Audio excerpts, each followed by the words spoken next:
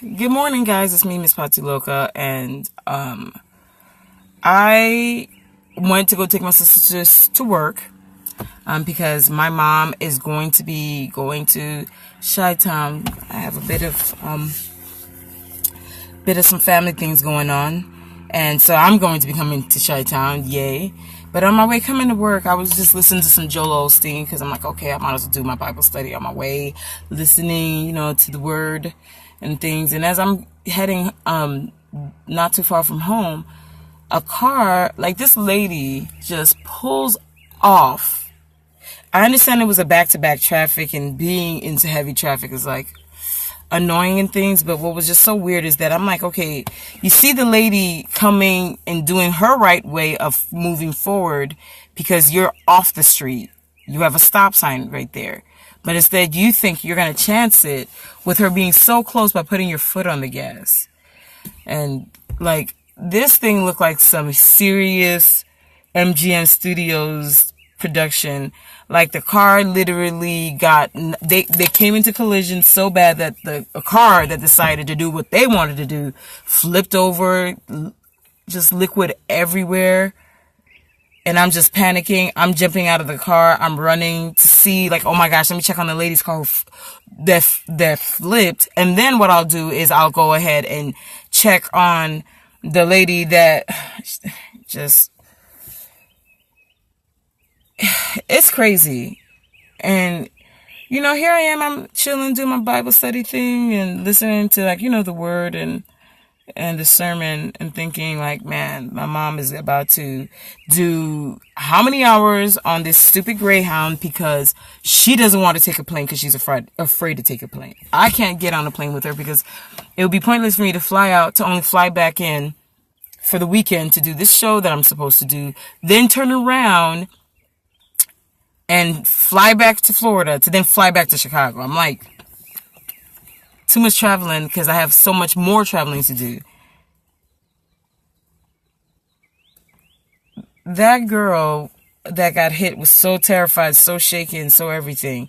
And, that I was just, it's crazy because every day I try to make it my thing where I don't allow, ridiculousness of people to get the best of me. And then I also do this thing where I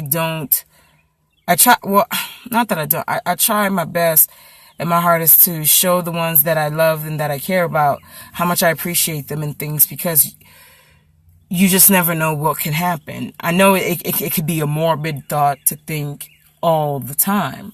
And it's not like I'm thinking, expecting the worst, but it's just that I tend to think of, like, man, when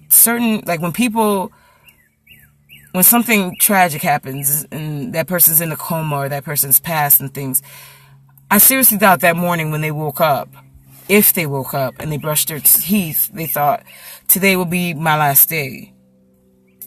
Did I get to love my children, my parents, all of that, And so it's just reminded me. It just reminded me.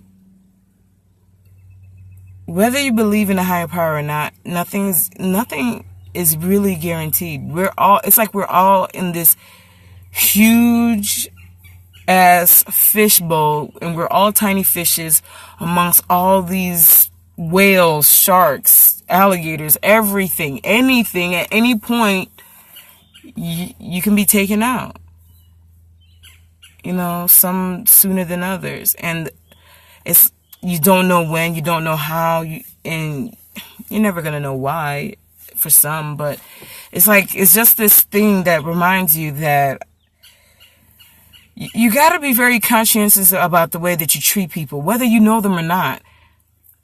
That girl that was laying there and just, like, breaking apart and, like, losing it because it was her first accident, and here I am, I'm holding her hand, and, like, the firefighters and everyone's like, oh my goodness, you're going to come with your friend? I'm like, oh, I have to stay and give my statement to the police. And I'm thinking, like, if I didn't have to take my mom to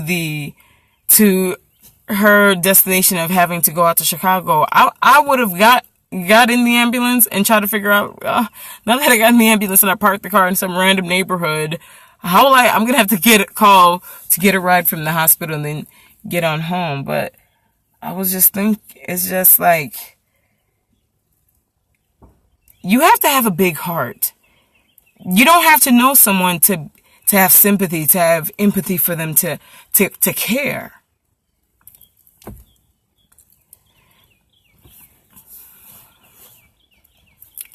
And I'm sure some of you guys are like, well, how come you...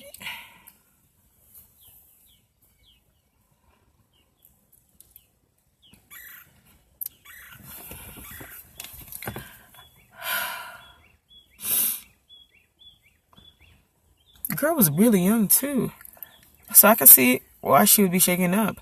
And I'm sure you guys are probably wondering, how come, but no pictures, no videos. But I mean, I share on social media, but I really don't share. Not everything's meant to be shared on social media. I mean, there were a lot of people who pulled out their phones, and I'm just running into action. I'm like, all these phones are out and people are recording, and I'm like, anyone call police? And here I am jogging from 3 cars, one car that hit the car that flipped over, and then that car is both cars leaking. The car that flipped over flipped on another car, and I'm running back to my car because I had to move my car away just in case that was gasoline, to make sure this car doesn't get blown into pieces, to turn around and call, to run all the way back to the car and try to get the lady out.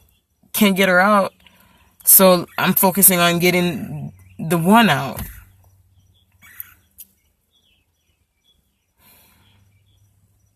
That's why I didn't record. I didn't record because not everything needs to be on social media. I chose to actually help somebody. And yes, she may not remember my name because Patu is a hard name to remember, but I did remember her name. And I will always remember her name. So, yeah. Basically, everyone, you don't know when your last day is. So, your objective is to... Your objective is to be the best person you can be. That's...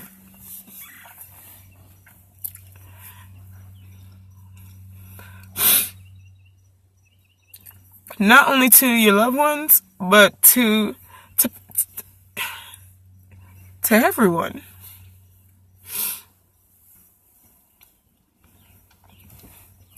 If we were all like that, I swear, the world would be a whole lot better.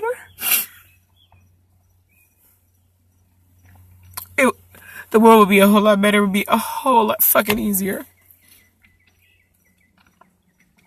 Especially if we had that it took a village to raise a child mentality and looking out for someone not for the purpose of gossiping or being vile and disgusting. Oh, God.